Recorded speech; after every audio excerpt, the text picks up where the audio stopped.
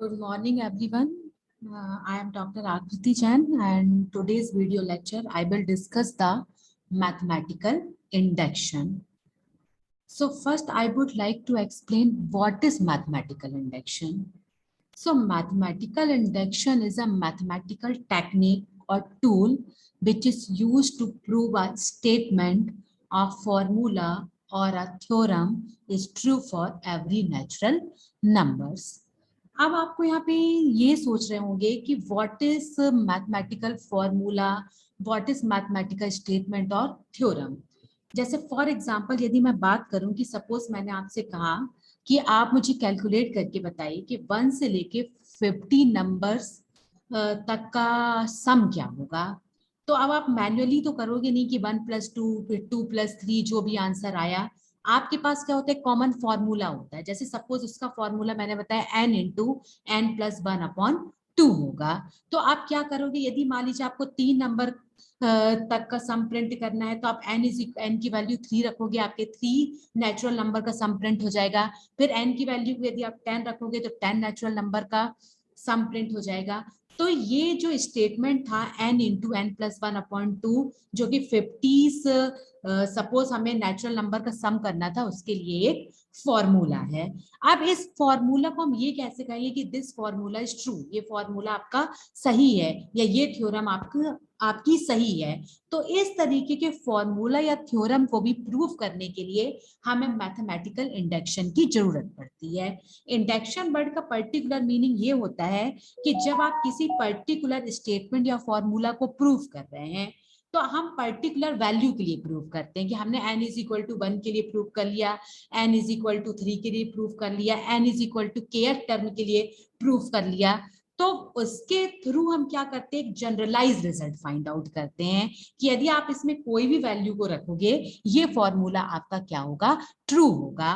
तो जब आप पर्टिकुलर से एक जनरलाइज वैल्यू प्रोड्यूस करते हो तब उस कंडीशन को अपन क्या कहते हैं, मैथमेटिकल इंडक्शन की कंडीशन कहते हैं। तो एग्जैक्टली यही कॉन्सेप्ट हम जब भी कोई थ्योरम या फॉर्मूला को प्रूव करेंगे with the help of mathematical induction, हम यही स्टेटमेंट को ध्यान में रखते हुए प्रूव करेंगे कि सबसे पहले हम इसको कुछ पर्टिकुलर वैल्यूज के लिए प्रूव करेंगे और पर्टिकुलर वैल्यूज के प्रूव करने के बाद हम ये प्रूव करेंगे कि यदि हम कोई भी जनरलाइज वैल्यू के लिए इस फॉर्मूला को प्रूव कर रहे हैं तो वो जनरलाइज वैल्यू के लिए भी ट्रू होगा। यदि हम इसकी मैथमेटिकल डेफिनेशन देखें तो सिंपल होता है, a certain statement of formula और theorem P of n is true for all n belongs to the set of natural number provided it is true for n = 1, that is P1 is true। पहले हमने इसको n = 1 एक particular value के लिए prove किया। फिर second case में हम क्या करते हैं, it is true for n = m+1। अब हम इसको प्रूव करते हैं n = m+1, लेकिन ये n = m+1 के लिए तभी प्रूफ होगा whenever it is true for n = m, जब ये n = m के लिए भी ट्रू होगा। तो हमने क्या किया, n = 1 के लिए प्रूव किया, n = m के लिए प्रूव किया और लास्ट में हमने n = m+1। तो हमने पर्टिकुलर वैल्यूज के लिए प्रूव करते करते हमने एक जनरलाइज वैल्यू के लिए भी इसको प्रूव कर दिया, इसलिए इसका नाम क्या हो गया, मैथमेटिकल इंडक्शन हो गया। तो इसको एक्सप्लेन करने के लिए I will give one example, तो आपको और समझ में आएगा कि व्हाट इज मैथमेटिकल इंडक्शन। एक छोटा सा हमारे पास एग्जांपल है, सपोज n नेचुरल नंबर से 1 + 2 + 3 + n, और हमने प्रूव करके बताया कि इसका जो एक जनरलाइज सोल्यूशन होगा वह n × n+1/2 होगा। हमें ये प्रूव करना है कि ये स्टेटमेंट ट्रू है, तो इसको ट्रू प्रूव करने के लिए हम मैथमेटिकल इंडक्शन की हेल्प लेंगे और इसको हम कई सारी पर्टिकुलर वैल्यूज के लिए प्रूव करेंगे। यदि पर्टिकुलर वैल्यूज के लिए प्रूफ हो रहा है तो फिर हम इसको एक जनरलाइज वैल्यू के लिए प्रूव करेंगे। तो सबसे पहले हम एज्यूम करते हैं कि let the statement be P of n। इस स्टेटमेंट को हमने मान लिया कि P of n स्टेटमेंट है, तो P of n = 1 + 2 + 3 n values के लिए और इसका रिजल्ट आएगा n इंटू एन प्लस 1/2। तो आप सबसे पहले जो हमारा स्टेटमेंट है इसको हमें n इज इक्वल टू 1 के लिए प्रूव करना है। तो n इज इक्वल टू 1 के लिए हम लेफ्ट हैंड साइड चेक करेंगे और राइट हैंड साइड चेक करेंगे। यदि दोनों वैल्यू इक्विवेलेंट आती हैं तो हम ये कह सकते हैं कि this statement is true for n is equal to 1। तो चलिए हम चेक करते हैं। लेफ्ट हैंड साइड में हमने n, लेफ्ट हैंड साइड में आप वैल्यूज क्या है, केवल n है, n की वैल्यू को हमने 1 रखा है। राइट हैंड साइड में n इंटू एन प्लस 1/2 है, हमने 1 को पुट कराया तो भी हमें रिजल्ट 1 मिल रहा है। दैट मीन्स कि left hand side is equal to right hand side, so Pn is true for n is equal to 1। तो ये एक हमने पर्टिकुलर वैल्यू n के लिए इसको प्रूव कर लिया। अब सेकंड हमारा केस होगा कि हम एज्यूम करते हैं कि जो Pn है n is equal to m के लिए भी ट्रू होगा। तो हमें सिंपल कुछ नहीं करना है, उस कंडीशन में जो हमारा Pn स्टेटमेंट है उसको हमें n की जगह m से रिप्लेस कर देना है। तो जो भी हमारी वैल्यू से 1 + 2 + 3 डैश डैश डैश हमारा हो जाएगा m, और n को हमने m से रिप्लेस कर दिया। तो ये हमारा स्टेटमेंट हमने एज्यूम कर लिया कि this statement is also true for n is equal to m। अब हमें प्रूव करना है कि this statement is also true for n is equal to m + 1। तब यहां पर जो हमारा P ऑफ m + 1 होगा, मतलब नेक्स्ट टर्म के लिए इसको एक और आगे टर्म के लिए प्रूफ कर रहे हैं। तो Pn तक के लिए तो हमने प्रूफ कर दिया, ये हमको पता है।